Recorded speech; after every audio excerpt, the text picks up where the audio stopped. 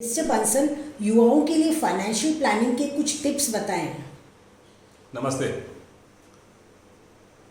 युवाओं को financial tips देते हुए बड़ी खुशी हो रही है। मैं CS मुकेश बंसल वित्तीय निवेशक जागरूकता अभियान के तहत सभी युवाओं को संबोधित कर रहा हूँ। युवाओं के सपने अक्सर सुनहरे होते हैं और उनको धरती पर लाने के लिए वो जी तोड़ ताबड़तोड़ मेहनत करते हैं, लेकिन हर कोई सफल नहीं होता। आज हम बताते हैं कि किस तरह कुछ बेसिक चीज़ों का ख्याल रखकर युवा अपने उस हर सपने को पूरा कर सकता है जो उन्होंने देखा है। फाइनेंशियल प्लानिंग की सबसे पहली अहम सीढ़ी है कि नौकरी या व्यवसाय या प्रोफेशन प्रारंभ करने के साथ ही अपने वित्तीय लक्ष्यों यानी फाइनेंशियल गोल्स को निर्धारित कर लें। बेशक समय और आय के साथ लक्ष्यों में बदलाव आ सकता है, लेकिन आपके लक्ष्य तो आय प्रारंभ होते ही तय हो जाना चाहिए। कोविड जैसी आर्थिक मंदी के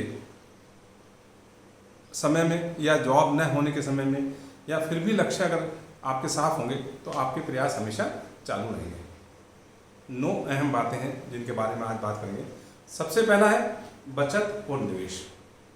जी हाँ, कमाई का पहला खर्च बचत, और जब आपने पैसा बचा ही लिया तो निवेश लंबे समय का हो, बीच बीच में निवेश को ना तोड़ें और धीरे धीरे निवेश को बढ़ाते रहें। नियमित अनुशासन हेतु रेकरिंग डिपॉजिट आप कर सकते हैं, म्यूचुअल फंड में SIP आप कर सकते हैं और ऐसी जगह आप निवेश कर सकते हैं जो सुरक्षित हो। दूसरा मंत्र इंश्योरेंस यानी बीमा। युवा यानी रिस्क, क्या डरना। युवा अक्सर इंश्योरेंस की अहमियत को कम ही आंकते हैं, लेकिन आपातकालीन स्थिति में पता चलता है कि ये कितना महत्वपूर्ण है। ऐसे में इंश्योरेंस न सिर्फ आपकी वित्तीय भरपाई करता है बल्कि आपको सपोर्ट भी करता है। तीसरा है हेल्थ इंश्योरेंस। आज इलाज का खर्च लगातार खर्चीला होता चला जा रहा है। दुर्घटना या आपात स्थिति में ये समझ में आता है कि आप जिस शहर में रह रहे हैं उसमें खर्च कितना होगा और उसके अनुसार आपके पास पैसा है या नहीं है, तो आपको इंश्योरेंस लेना चाहिए। ध्यान रहे, इंश्योरेंस किसी भी प्रकार का हो, कम उम्र में लेने पर ही सस्ता पड़ता है। चौथा मंत्र है इमरजेंसी फंड का क्रिएशन। किसी भी आकस्मिक खर्च के लिए आपके पास पैसे कहाँ से आएंगे, इसकी योजना भी आपके पास होनी ही चाहिए। अधिकांश युवा अपने घरों से दूर रहते हैं, उन्हें इमरजेंसी फंड नहीं होने से अत्यधिक परेशानी का सामना करना पड़ सकता है। पांचवा मंत्र है यस वित्तीय planning, financial planning. Money market कैसे काम करता है, वित्तीय प्लानिंग क्या है, निवेश की सुरक्षा कैसी हो, अगर ध्यान में है तो आप सही फैसले ले सकते हैं। इसमें आप गलत निवेश या हानि से बचेंगे। जरूरी है कि किसी फाइनेंशियल एडवाइजर को आप साथ में रखें। छठा मंत्र है प्लानिंग की समीक्षा। जो भी लक्ष्य आपने अपने लिए बनाए हैं उनकी समय समय पर रिव्यू करना जरूरी है। आपने कहीं निवेश कर रखा है और यहाँ आपको उम्मीद के अनुसार रिटर्न नहीं मिल रहा है तो आप किसी दूसरे निवेश की ओर जाइए। निवेश के अनेकों सुरक्षित प्लान हैं, लंबी अवधि रखें ताकि चक्रवृद्धि ब्याज का फायदा मिले। सातवां मंत्र है लोन चुकाना ना भूलें।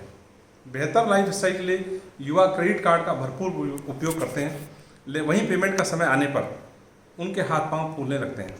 अगर आपने कोई भी लोन ले रखा है तो सबसे पहले उसे चुकाने पर ध्यान दें।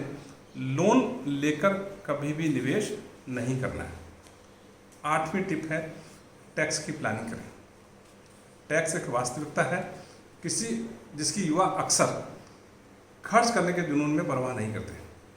इसका खामियाजा वित्तीय वर्ष के एंड में भुगतना पड़ता है।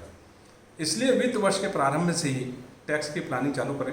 Insurance, mutual fund, RD, NPS, public provident fund, बहुत कुछ प्रचलित टैक्स प्लानिंग के तरीके हैं जिनको आप वित्तीय वर्ष के प्रारंभ से सिस्टमेटिक इन्वेस्टमेंट प्लान की तरह ही निवेश करना चालू करें तो अपने वित्तीय लक्ष्यों को अंत में हासिल कर सकते हैं। आखिरी 9वां मंत्र है रिटायरमेंट को ना भूलें। अजीब लग रहा होगा युवा को रिटायरमेंट, जी हाँ, रिटायरमेंट एक वास्तविकता है। जवानी में रिटायरमेंट की प्लानिंग आपको आर्थिक सामाजिक सुरक्षा और मन की शांति प्रदान करती है। यानी आप जब रिटायर हों तो अर्जित संपत्ति को भोग पाएँ, ऐसी योजना बनाएं और आपके परिवार भी आपकी संपत्ति को भोग पाएँ। इसलिए अच्छी सी वसीयत लिख दें ताकि वो आपकी अर्जित आय को सभी लोग सुखपूर्वक भोग पाएँ। आशा है ये 9 मंत्र आपको युवा स्थिति में ही पालन करने पे आने वाले समय में बहुत शांति देंगे और कोविड या एनी अदर ऐसी पैंडेमिक या आपदा के समय में आप अपने आप को सुरक्षित फील करेंगे।